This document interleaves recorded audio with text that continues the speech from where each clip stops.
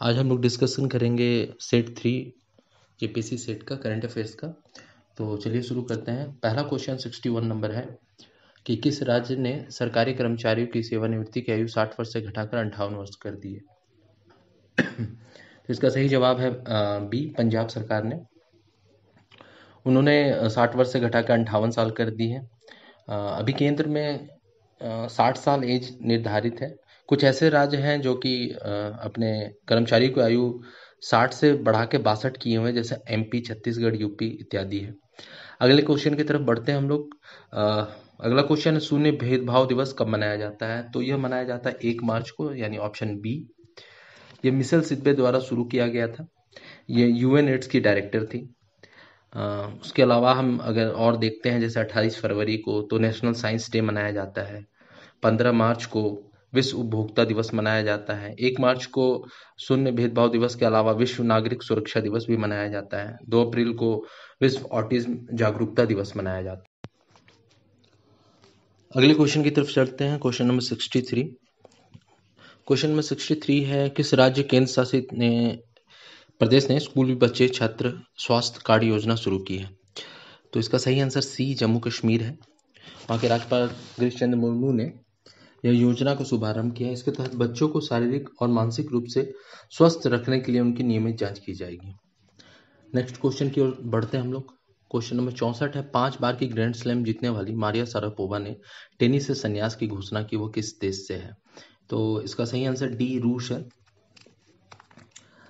Maria Sharapova जो है 5 बार की ग्रैंड स्लैम विजेता रह चुकी हैं। उन्होंने 1 बार ऑस्ट्रेलियन, विंबलडन और यूएस ओपन जीता है और 2 बार फ्रेंच ओपन जीत चुकी हैं। क्वेश्चन नंबर 65 में आते हैं। हाल ही में इस्तीफा देने वाले महातिर मोहम्मद किस देश के प्रधानमंत्री हैं? तो इसका सही जवाब है ऑप्शन नंबर बी, मलेशियन प्रधानमंत्री है।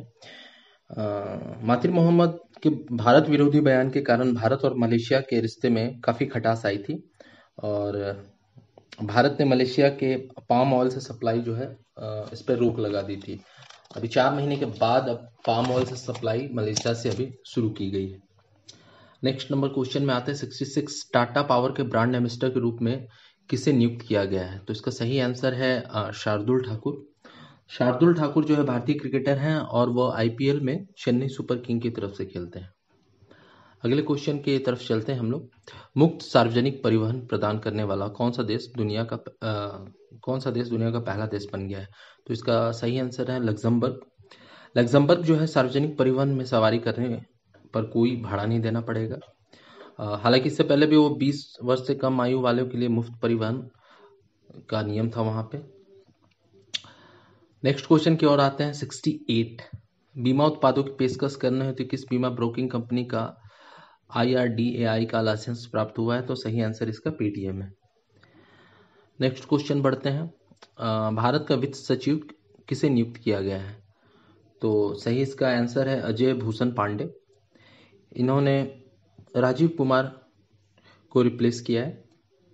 अगला सवाल है क्वेश्चन नंबर 70। निम्न में से कौन सा शहर सप्ताह भर चले एकम फेस्ट उत्सव की मेजबानी कर रहा है? तो सही आंसर न्यू दिल्ली है।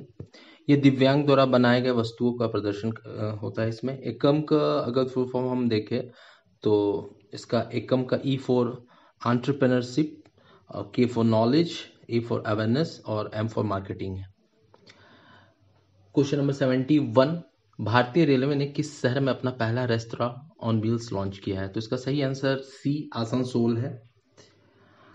ये जो रेस्तरां है ये 2 पुराने कोचों को मिलाकर बनाया गया है। यह नन फॉर रेवेन्यू नीति के तहत अतिरिक्त कमाई का जरिया बताया जा रहा है। भविष्य में इस तरह और दूसरे स्टेशन पे भी भारतीय रेलवे रेस्तरां खोलने पर जोर देगी। क्वेश्चन नंबर 72 पे आते हैं। क्वेश्चन नंबर 72 है, हंसराज भारद्वाज जिनका हाल ही में निधन हो गया निम्नलिखित में से किस क्षेत्र से संबंधित थे? तो उसका सही आंसर डी, राजनीति है। हंसराज भारद्वाज जो है वो पूर्व लॉ मिनिस्टर और कांग्रेस के दिग्गज नेता रह चुके थे और वह केरल और कर्नाटक के पूर्व राज्यपाल भी रह चुके थे। Next question 73। सिप्री SIPRI द्वारा प्रकाशित रिपोर्ट के अनुसार किस देश को दूसरे सबसे बड़े हथियार आयातक के रूप में स्थान दिया गया है? तो इसका सही आंसर डी भारत है। सिप्री को देखें तो Stockholm International Peace Research Institute है। और अगर पहले स्थान की बात करें तो अभी पहले स्थान पे सऊदी अरब है। अगले क्वेश्चन की ओर पढ़ते हैं। अगला क्वेश्चन है कि किस फुटबॉल क्लब ने इंडियन सुपर लीग ट्रॉफी जीती? तो इसका सही आंसर है ATK FC। ATK FC ने चेन्नई FC को हराकर ये प्रतियोगिता जीती है। उन्होंने ये प्रतियोगिता तीसरी बार जीती है। ये इंडियन फुटबॉल सुपर लीग जो 2014 से स्टार्ट है और अभी तक 6 सीजन इसका हो चुका है। ATK का अगर फुल फॉर्म बोले तो इसको एटलांटिको डी कोलकाता है, यानी ये कोलकाता की एक क्लब है। और इसमें इस टीम के में हिस्सेदार सौरव गांगुली भी है।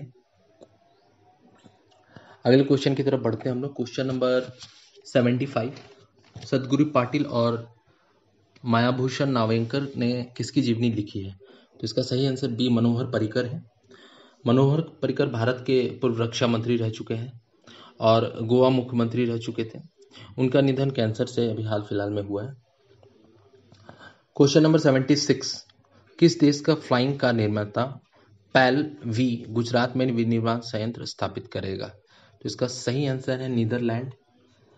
PAL-V यानी पर्सनल एयर लैंड व्हीकल, यह नीदरलैंड की कंपनी है और गुजरात में 2021 तक प्रोडक्शन का टारगेट रखा है। क्वेश्चन नंबर 77 आते हैं।